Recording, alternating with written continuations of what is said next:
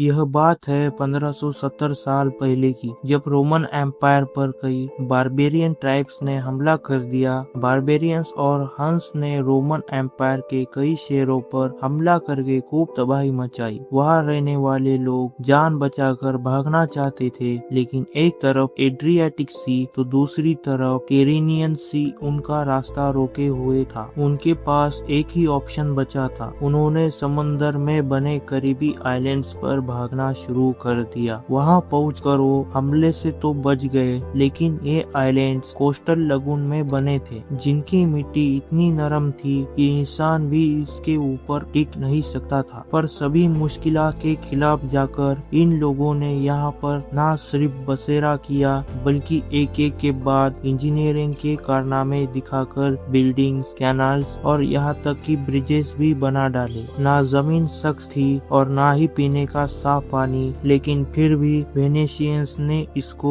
सबसे powerful city बनाकर दिखाया। पर आखिर ये सब मुमकिन कैसे हुआ? वो छोटे आइलैंड्स जिन पर खड़ा भी होना मुमकिन नहीं था, वह इतना बड़ा शहर कैसे खड़ा किया, वो भी करीब 1000 साल पहले। रोमन सिटीज छोड़कर जो लोग शुरुआत में इन आइलैंड्स पर आ गए थे, उनके पास यहाँ रहने का कोई ठिकाना नहीं था। नरम गारे जैसी जमीन जिस पर कोई भी चीज रखने से वह अंदर धंसने लगती थी। उस वक्त कई लोगों ने वापस साहिल मेनलैंड पर जाने का मशवरा दिया, लेकिन वापसी का मतलब था मौत। बारबेरियंस और हंस नॉर्दर्न यूरोप के कुछ खानाबदोश काबिल थे, जिन्होंने रोमन एम्पायर की कमजोरी का फायदा उठाते हुए हमला किया था। हालात इतने गंभीर थे कि इन नरम आइलैंड्स पर रहना ही इनकी मजबूरी बन गया। साहिल मेनलैंड से करीब 5 किलोमीटर दूर 150 से ज्यादा छोटे मार्शी आइलैंड्स थे। इसी दौरान रेफ्यूजीज में से एक शख्स जमीन के अंदर धंस रहा था। अपने आप को बचाने के लिए उसने अपने बोट के चप्पू को जमीन में गाड़ा, तो वह कई फुट नीचे जाने के बाद बिल्कुल ठोस हो गया। यही से इन्हें एक आइडिया आया, जो बाद में वेनिस सिटी की बुनियाद बना। यहाँ से कुछ किलोमीटर दूर जहाँ आज का क्रोएशिया है, वहाँ के जंगलों से दरख्तों के तने लाए गए और इन्हें मार्शी आइलैंड्स पर ठोक ठोक कर अंदर गाड़ा गया। करीब 5 मीटर नीचे जाने के बाद ये तने जमीन की सख्त मिट्टी पर जाकर अपनी ग्रिप बना लेते थे। इनके एक दूसरे के करीब करीब गाड़ा गया ताकि एक स्टेबल प्लेटफॉर्म बन सके। इन उड़न पाइल्स के ऊपर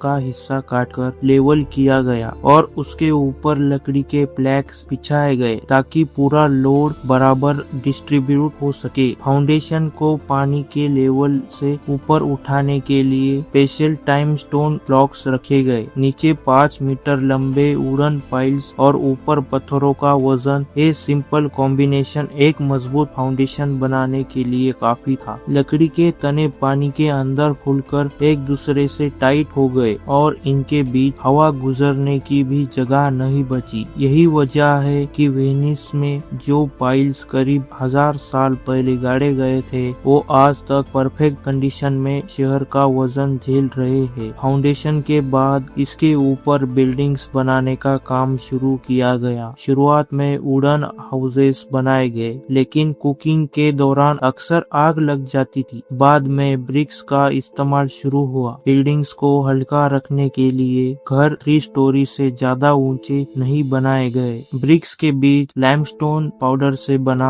स्पेशल मोटर्स डाला गया ताकि मजबूती के साथ साथ दीवारें फ्लेक्सिबल भी रहे। फ्लोर्स और अंदर की दीवारें लकड़ी के प्लैंक्स से बनाई गई और बाहर से आयरन रॉड्स डालकर होल्ड किया गया। नॉर्मली शहर बाहर की तरफ फैलते हैं, लेकिन वेनिस अंदर की तरफ फैलने लगा। पहले एक आइलैंड को दूसरे आइलैंड तक जाने के लिए सिर्फ बोट ही सहारा था। बाद में आबादी बढ़ी और रियाल्टो नाम का बिजनेस हब बना। सबसे पहले यहाँ पोंटो ब्रिज बनाया गया, जो फ्लोटिंग ब्रिज था। ये ब्रिज बहुत हिलता था और लोग अक्सर गिर जाते थे। बाद में वुडन परमानेंट ब्रिज बना।